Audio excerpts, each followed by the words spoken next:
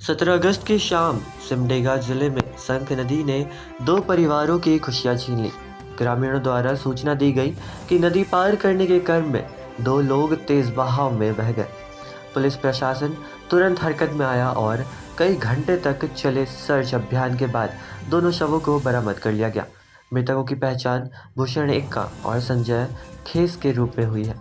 घटना के बाद पूरे इलाके में मातम पसरा हुआ है और ग्रामीण के बीच गहरी संवेदना व्यक्त की जा रही है।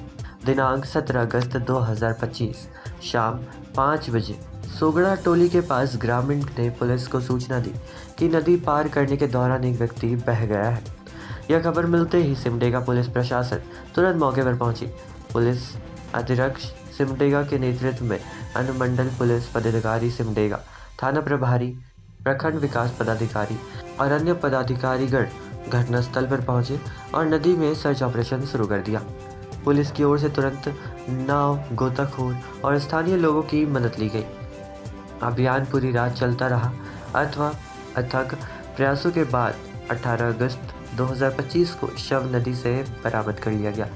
मृतकों में एक की पहचान भूषण एक्का के रूप में हुई है और दूसरे की पहचान संजय खेसा के रूप में की गई है। इस दुखद हादसे के बाद प्रशासन की तत्परता की सराहना की जा रही है। सूचना मिलते ही सभी अधिकारी मौके पर पहुंचे और नदी में सर्च ऑपरेशन सुनिश्चित किया। पहला शव मिलने पर स्थानीय ग्रामीणों ने पहचान की पुष्टि की और प्रशासन को सहयोग दिया। दूसरे शव की जेब से आधार कार्ड मिलने के बाद परिजनों को बुलाया गया और उनकी उपस्थिति में पहचान सुनिश्चित की गई। इस दौरान स्थानीय नागरिकों का धैर्य और सहयोग प्रशासन के लिए सहायक सिद्ध हुआ।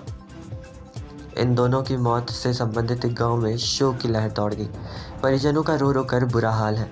स्थानीय ग्रामीणों ने प्रशासन से नदी पार करने की सुरक्षा व्यवस्था करने की मांग उठाई है ताकि भविष्य में इस तरह की घटनाएं ना हो। यह घटना एक बार फिर ग्रामीण इलाके में नदी पार करने का खतरनाक स्थिति को उजागर करता है।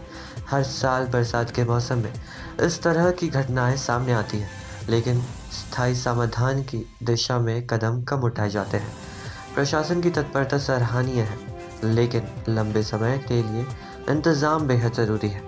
यह हादसा हमें याद दिलाता है कि बरसात के दिनों में नदी और जलधाराओं को पार करना कितना जोखिम भरा हो सकता है और ज़रूरत है कि प्रशासन और समाज मिलकर सुरक्षा उपयोग पर गंभीरता से ध्यान दें।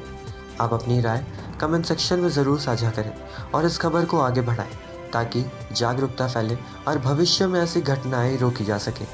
हर खबर पर रहेगी हमारी नज़र, क्योंकि आप देख रहे हैं झारखंड का पसंदीदा चैनल झारखंड दृष्टि न्यूज़।